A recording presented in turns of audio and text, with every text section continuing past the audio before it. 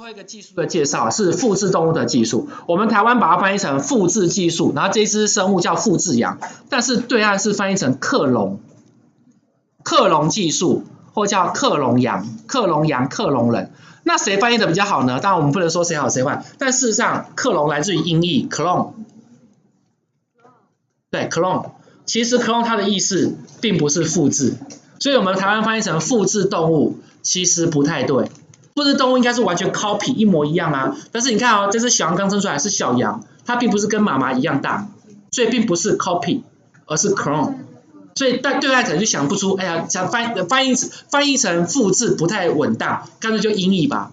所以有时候音译是不得已的事 ，clone， 我们翻译成复制其实不太正确，它并不是真的复制。好，那第一个成功的复制动物就是有名的复制羊陶丽喽。陶丽是1997年发表在 Nature 上，是罗斯林研究所这些科学家们做的。好，他们的操作过程如下他们把一只母羊的乳房细胞，乳腺细胞已经分化了，找一个已经分化的细胞，然后找出来之后呢，当然这边说把它的核拿掉，但是这个核呢要是卵，拿另外一个卵细胞把核拿掉，但事实上不是这么做了。我们将会讲真的怎么做，然后让这两个细胞合在一起，也就是说这个新细胞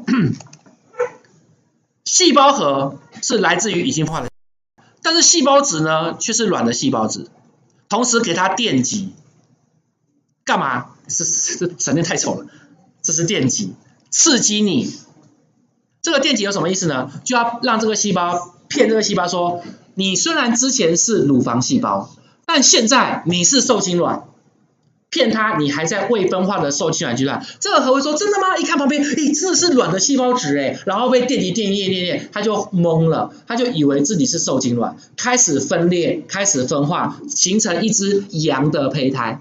所以我们是利用体细胞已经分化的体细胞，用一些办法让他以为他回到受精卵阶段，回到干细胞阶段了。好，当这个卵开始分裂变成早期胚胎，就植入代理孕母的子宫，让它在子宫内着床。就会生出这只复制动物，这只克隆动物了。当年呢，这样子进行，大概做了276个羊胚胎，后来只有1个活产，你就知道当时一开始第一场失败率不到1%，很高。但现在复制动物的技术越来越成熟了，各国都成功了，而且各种动物都有复制成功的。好，那这个实验的意义到底是什么呢？第一个意义是科学上的意义，它证明了已经分化的乳房细胞竟然还携带了所有的遗传讯息，可以分化成一整只小羊。该有的所有基因它都有，这只羊可以活下来。所以不论你的细胞分化成皮肤或神经或什么，都还是保有了所有的遗传讯息。这是第一个重要的意义。第二个意义当然也很重要啦，它开启了基因转殖动物的无性生殖方式。不然基因转殖动物成本这么高，只养一代赚钱会不够回本。所以希望我做一次基因转殖之后，只要用克隆技术，就可以让它不断的无性生殖。好，那桃莉羊就是无性生殖的一个成果。讲到这补充一下，那我们动物有没有真正的无性生殖？有，自然界动物的无性生殖是什么呢？同卵双胞胎就是自然界的无性生殖。这让我补充一下，比如说这是一个受精卵，它就是一个个体了，它有机会长大成一个个人。但这个受精卵呢，不知道为什么就不小心分裂成2个受精卵，然后各自发育成一个人。好啦，所以我会说这个个体分裂成2个个体，这就是动物唯一的自然的无性繁殖，是同卵双胞胎。是，对，因为指纹是后天在子宫发育的时候是后天决定的，它是微环境控制的，它是随机的，它不是基因，它不完全是基因控制的。就像是如果同卵双胞胎生出来之后，有一位哥哥他说我就是正常上学，另外一位弟弟他就是我喜欢拉小提琴。然后长大之后呢，你就发现弟弟的左手怎么变得好灵巧，后天出来的，他不是先天决定的。那哥哥一直用右手写字，弟弟一直用左手拉小提琴，那弟弟的左手就越来越发达，那哥哥的左手反而不发达，这是后天培养的。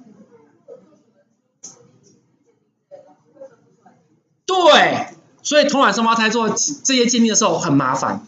大家曾经我听过一个案例，国外有个刑事案件留下一滴血，结果这滴血验出来就是那一对双胞胎兄弟了，但是哥哥和弟弟呢不知道，那当然怎么办？无罪释放，因为你不知道是谁。外国法律这样，我知道是这2个人嫌疑犯，那不能都抓起来啊。那是谁呢？当你不确定是哪个个人的时候，你是无罪推定的，所以先释放了。但是大家都知道是这2个人其中一个，但是因为你不能确定是谁，你不能定罪，只好先释放他们。因为你关谁都不对啊，你关错人怎么办？所以国外对这个人权蛮重视的。对，视网膜是后天，因为视网膜是血管长的，那是后天乱长的，所以视网膜会不同，指纹会不同，但是基因是一样的。好，对，就一滴血没有。如果还有别的基证，马上就知道是谁，那就可以定罪了。刚刚那个案例。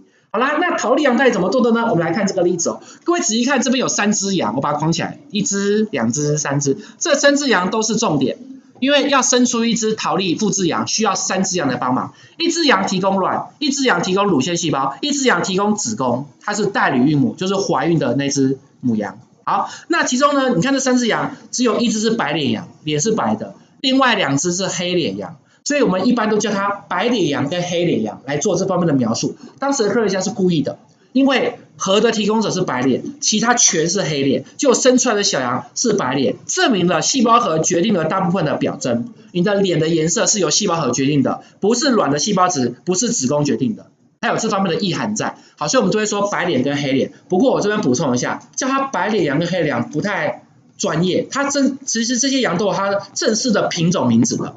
黑脸羊真的是黑脸羊，它叫苏格兰黑脸羊 ，Scottish Blackfaced， 它的品种名就叫苏格兰黑面羊。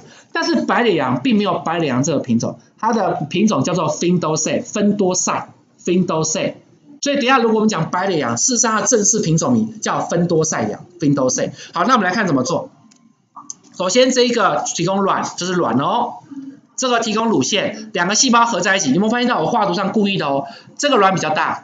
乳腺比较小，卵是人体或是生物体内最大的细胞。好，让2个细胞融在一起，然后用一些方式把卵的细胞核弄死，戳破它或电它。之后这个融合的这个卵，这个细胞只剩下一个细胞核，这个细胞核来自于乳腺，这个细胞核来自于乳腺，这个是核。啊，这个核来自于已经分化的乳腺细胞。好啦，那这个细胞呢，经由电击之后，然后催化它开始做分裂，分裂变成初级胚胎，就植入代理孕母，让它怀孕，然后生出来的小孩就是克隆动物、复制动物桃莉。好，所以这是当时复制羊桃莉生产的过程。好啦，那以这个例子来讲，这是桃莉，请问桃莉有几个妈妈？3个，有卵妈妈、核妈妈，还有子宫妈妈，它有3个妈妈。哦，不一定啊。那卵妈妈是谁？卵妈妈其实就是细胞质，所以以后的妈妈可以分为细胞核妈妈、细胞质妈妈跟生你的子宫妈妈。好不好？这些之外，还有第4个是真的出钱养你的生育妈妈，很麻烦。提供核的、提供细胞质的跟生你的可能不会养你。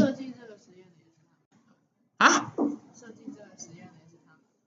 设计这个实验是他妈妈？对啊。你是说？那你说桃莉的妈妈自己设计这个实验？哦，你说人类吗？哦，为什么会有这么复杂呢？因为通常提供卵的人不适合当代理孕母，因为你要配合子宫的周期。然后核的，那为什么会？如果是人，干嘛需要核跟细胞质分开？代表你的细胞质可能有缺陷，反正有不同的东西，这样来，然后你要找适当的对象，他也愿意，也符合法律啦。不过人类当然是不行。好，以上这是桃莉羊当时诞生的过程，它是核没有经过受精直接生出来的个体，所以它是无性繁殖的。好，以上是桃莉羊的故事。